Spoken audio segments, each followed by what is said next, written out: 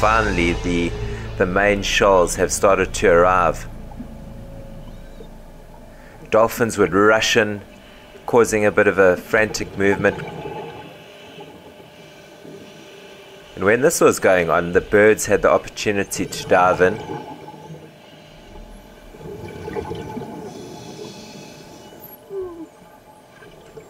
And for whatever reason, the amounts of predators all of a sudden just exploded.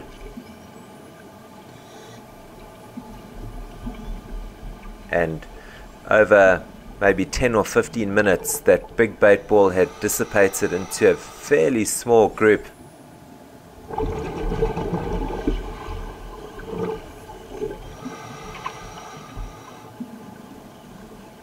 A huge assault from the surface ensued.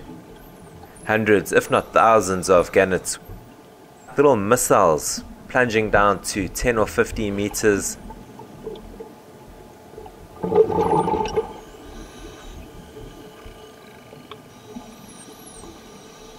And what amazes me is how often they're successful in catching a sardine.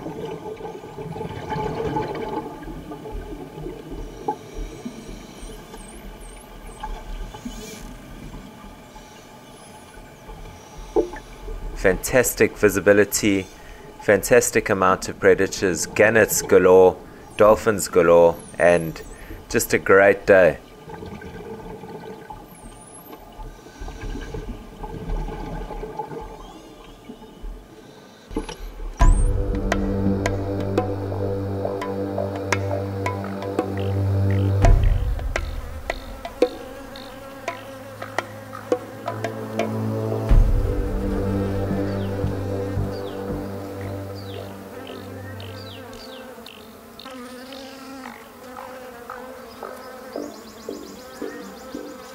Because of their magnificent shiny metallic blue color, my eye was immediately drawn to the blowflies.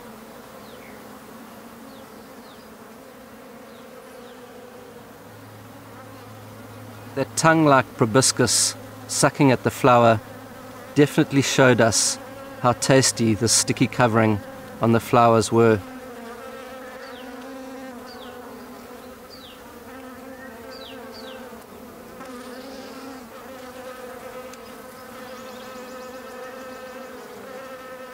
The honeybees were making most of the noise, and they made up the majority of the activity around the flowers, moving frantically from flower to flower.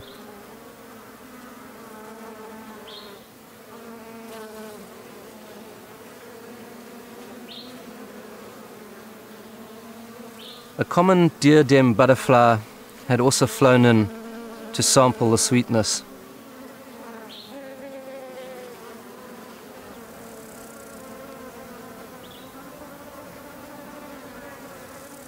Large black ants also fed on the nectar.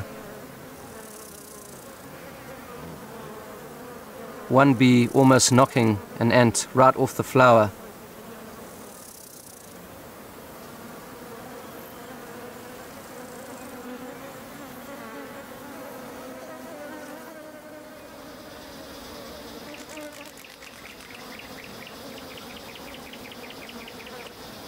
A mantid climbed up between the thorns.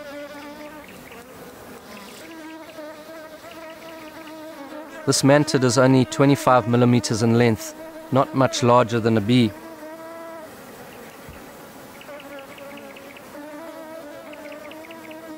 But this didn't seem to stop it standing still between the flowers and trying to catch the honeybees in mid-air.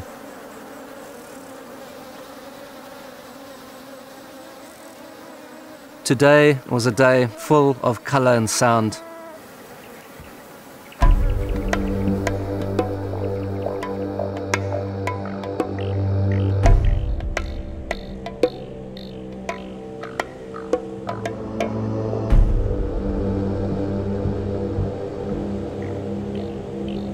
I spent half my life traveling up and down this channel, and now that we're diving it, I look at it in a completely different way, wondering what sort of places crocodiles would hide in.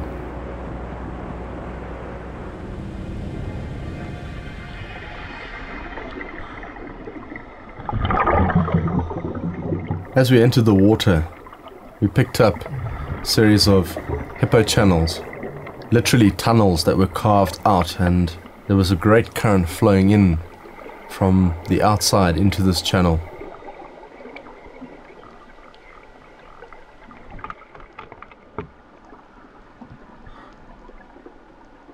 It's quite incredible to have this dark, towering roof and everything very, very still.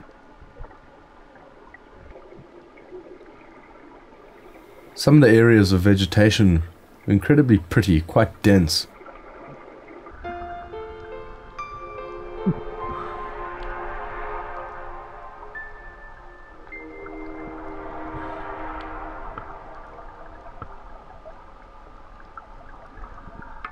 This is where we found our first crocodile.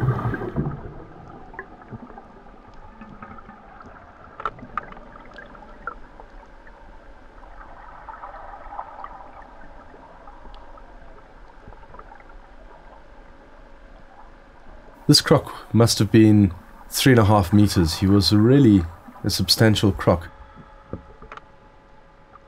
If you look at his face, you can see how the bone on his jaw has really developed, and you start to lose sight of a lot of the teeth.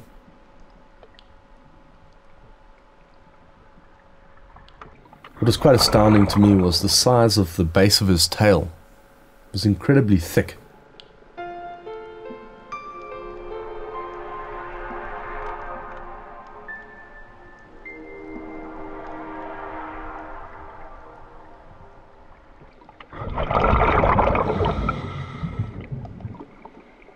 We moved out of the cave and started drifting downstream, finding a place to exit.